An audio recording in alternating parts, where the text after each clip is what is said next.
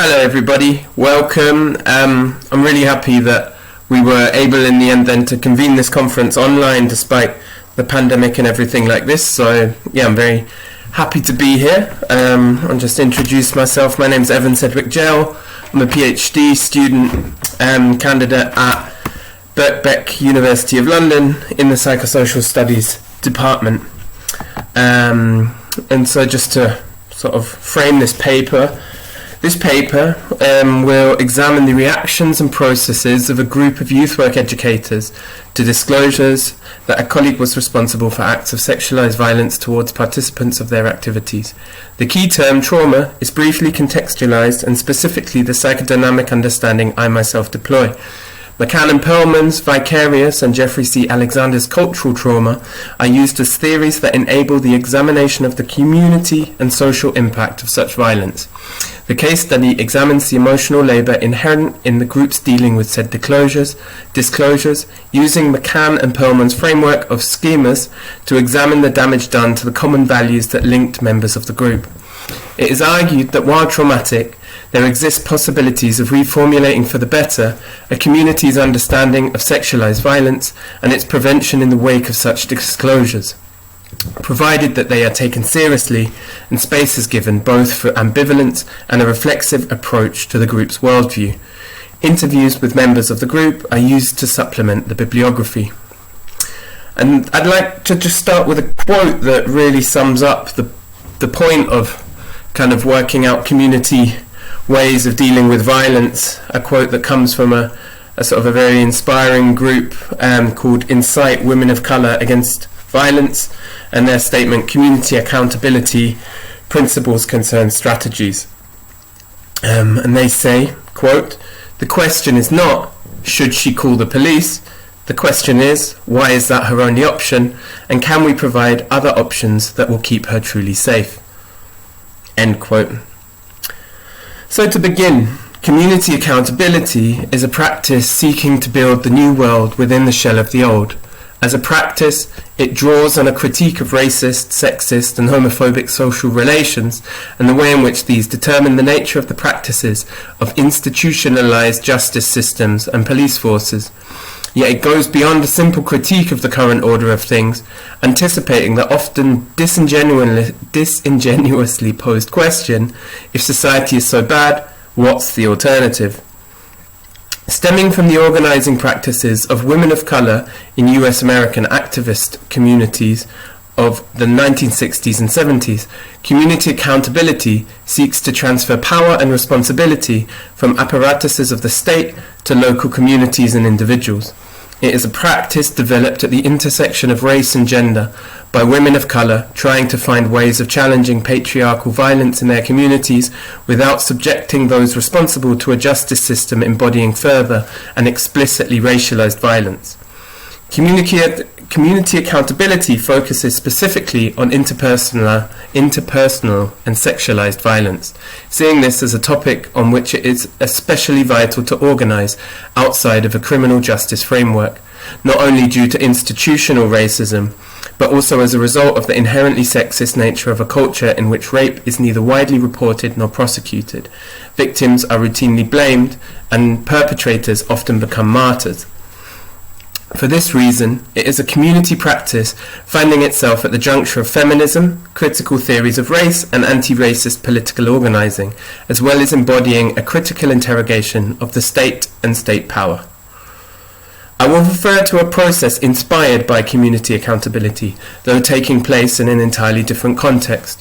The following paper is an investigation into the psychological impact of sexualized violence in political groups and strategies for handling its impact, derived from one specific experience within a group of political educators. This was the disclosure of 2 incidences of sexualized violence perpetrated by a member of this group upon participants in their work. I will use the terms trauma and traumatic to refer to the fallout from events and the experiences of those involved in them. We are speaking about people indirectly involved in events, that is to say, not directly subject to the instances of sexualized violence that were disclosed, which begs the question, can we then talk about trauma in any true sense at all? In the first half of the 20th century, two schools of thought developed around stress and stress reactions as a contributing factor to mental conditions. Broadly, these can be described as the medical and the psychological, the former emphasizing the primacy of physical factors and the latter concentrating on the unconscious, repression and mental defense. These two approaches are mirrored in dual conceptions of trauma as either etymologically related to the Greek meaning of wound or injury, centering the violence of the event itself, which is materialized under the PTSD, post-traumatic stress disorder term, or the psychic reactions within the individual. Robert M. Young, historian of science and psychotherapist, argues, relating to this psychic reactions school, the psychological school, trauma is a word about suffering, which is uncontainable and eliminates the afflicted person's capacity to defend his or her inner objects from anxiety. To have a traumatic experience is to have one's defenses overwhelmed, resulting in a failure of containment and stark exposure to primary anxieties. Trauma engenders helplessness. It is this understanding with which I will work, as it most usefully centres the disruption of political values and worldviews. There exist two main terms to refer to this indirectly experienced trauma, the first being secondary traumatic stress, STS, which focuses very much on the level of symptoms, and as is clear from the name, defines itself in direct relation to the medical discourse, namely that of post-traumatic stress disorder. Vicarious trauma, in contrast, focuses on the profound disruption of the inner world of those in contact with survivors suffering from trauma. Vicarious trauma relates to the challenge and alteration of our values. Lisa McCann and Lorianne Perlman, the originators of the term, use Jean Piaget's term schemas to refer to psychic structures pertaining to areas of meaning in our lives. Their work relates to a study of counsellors and therapists working directly with survivors of sexualized violence. They write, quote, "Persons who work with victims may experience profound psychological effects that can be disruptive and painful for the helper and can persist for months or years after work with traumatized persons. We term this process vicarious traumatization. These effects include symptoms typical of PTSD, yet the core of their argument relates to the disruption of the 7 schemas that they identify as being central to both our mental well-being and production of meaning, those of dependency/trust, power, independence, safety, esteem, intimacy, and frame of reference. Beliefs and assumptions about the world are seen as one of the key things wounded in experiences of vicarious trauma. Key to my argument will be the transmission of incidences of interpersonal violence to politicized issues of social importance in a wider community. This necessitates the jump from the realms of psychological and medical understandings of trauma to the field of social theory. Sociologist Jeffrey C. Alexander focuses precisely on the construction of trauma in social terms, referring to this process as cultural trauma.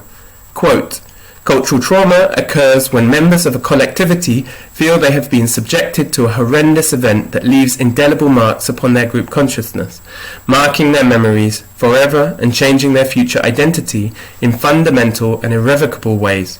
End quote. His work is concerned with what are seen as some of the most terrible events of the previous centuries, events that within common understanding represent traumas not just for specific groups of people, but often for entire societies.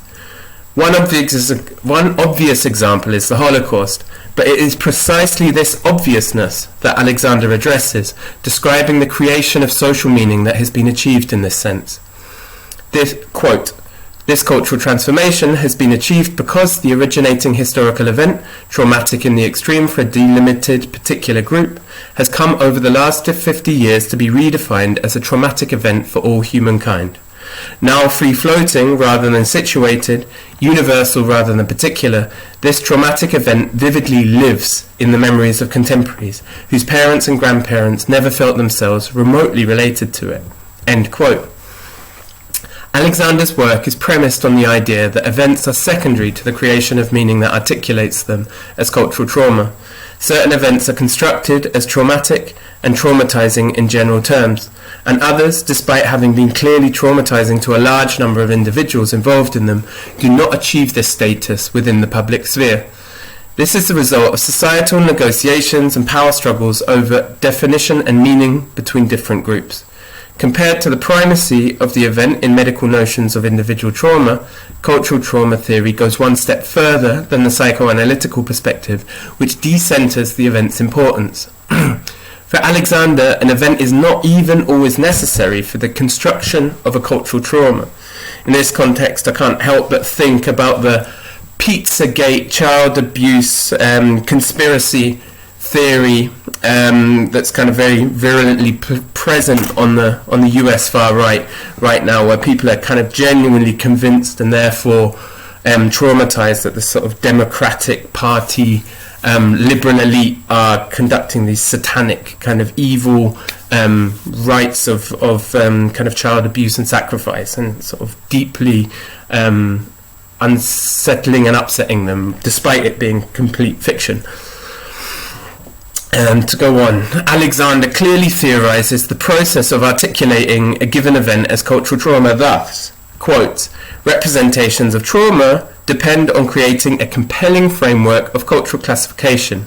In one sense, this is simply telling a new story, yet this storytelling is, at the same time, a complex and multivalent symbolic process that is contingent, highly contested, and sometimes highly polarizing. For the wider audience to become persuaded that they too have become traumatized by an experience or event, the carrier group needs to engage in successful meaning work. End quote. This brings us to a point at which we might be able to view the framing of given events not only as an object of analysis, but also, and especially relevant for our purposes of addressing the level of community, a process that might be intentionally structured in terms of the meanings and messages conveyed.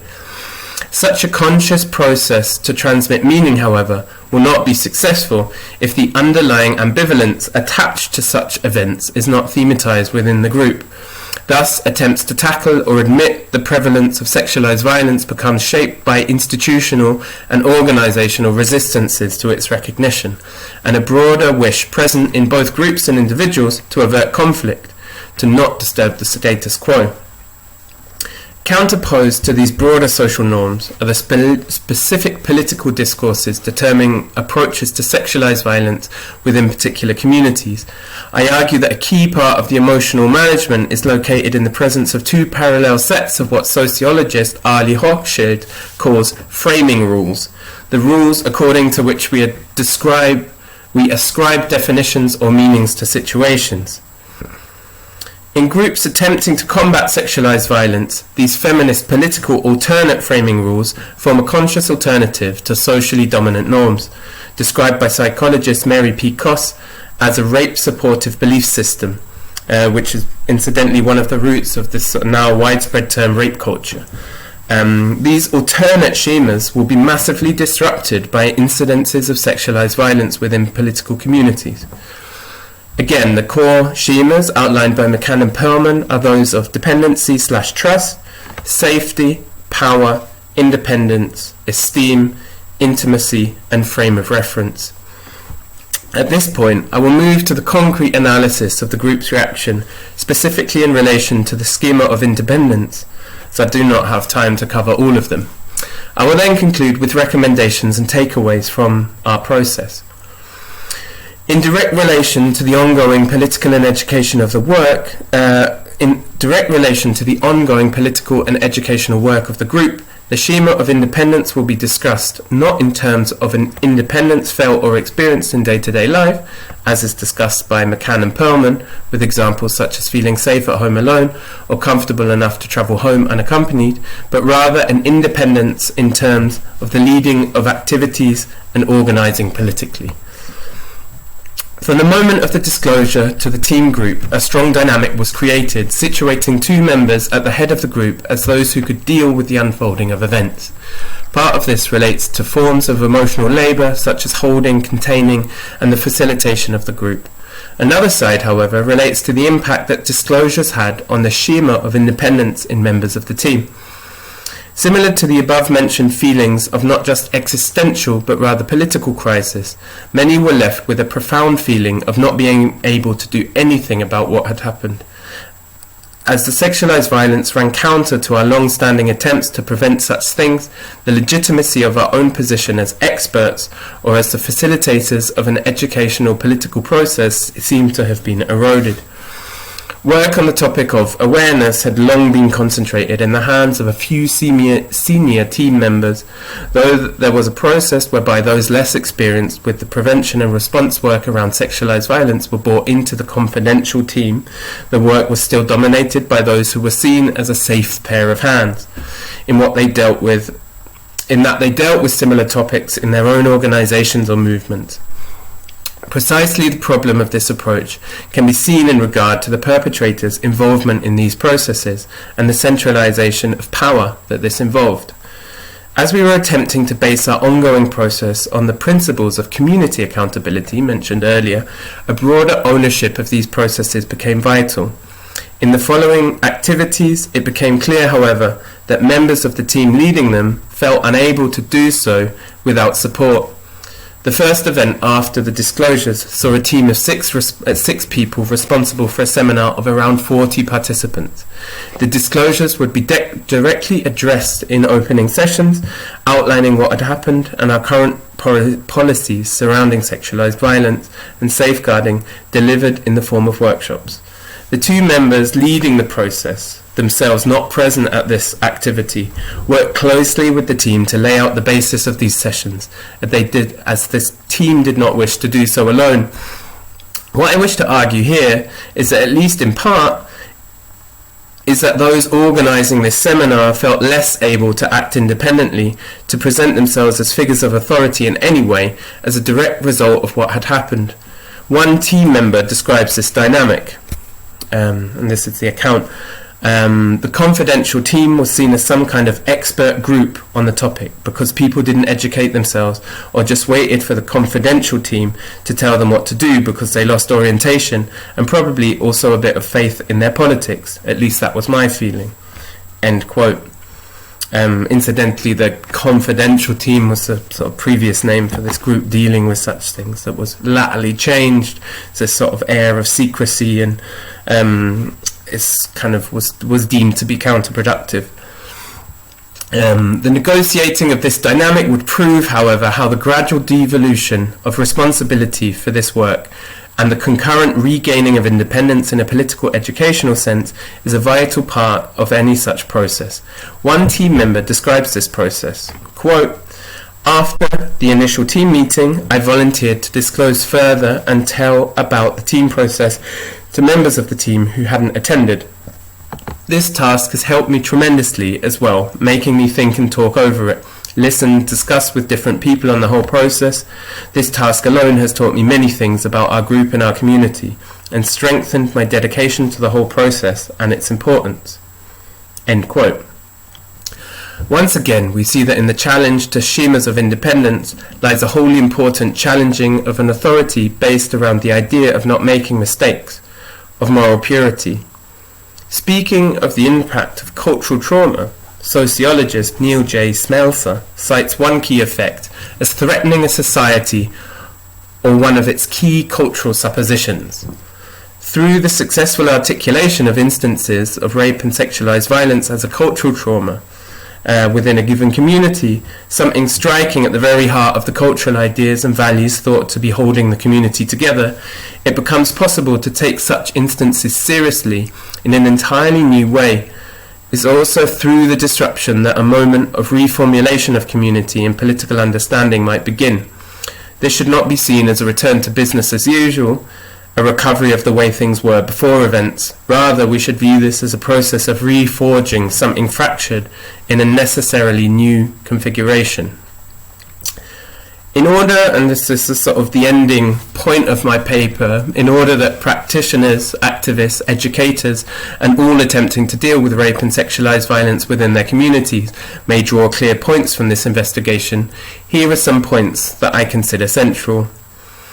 The disruption of what are referred to as schemas might be, in political context, be called values represents a core part of processes of vicarious traumatization. Following incidences of sexualized violence in a community, it's possible to unearth the idealized nature of such values in that they risk assuming the benevolence of given actors or communities as a whole. Though recognizing violence in a cherished setting is painful, it can ultimately make this setting more safe and able to confront it in the future. Next point. Upon successfully managing to articulate incidences of sexualized violence as a cultural trauma for a given community, a reforming will take place in terms of membership and values. This is a process necessarily involving conflict. Attempt to understand the reasons that people are not participating. Is it a problem with not feeling included, or is it a broader disagreement with the political narrative? Make your peace with the fact that in such processes you are taking risks and will potentially lose people along the way. Next point. Such processes are educational and should be facilitated. This does not mean that a single person should be in charge or that different people should not take over responsibilities throughout. It does, however, mean that any pretense towards flat hierarchies must be discarded in favour of clearly defined structures in which people hold power and responsibility and are trusted to take the lead at different moments throughout. Next point. Ensure spaces for the holding and containing of intense negative feelings and ambivalence, allowing people time to work through difficult emotions. This needs a fine balance between a political framework and a neutral attitude towards different expressions made as people react, enabling the speaking of the unspeakable, including feelings of doubt, mourning the perpetrator, and identification with them. Familiarize yourself with concepts such as vicarious trauma, holding, and containing. Next point.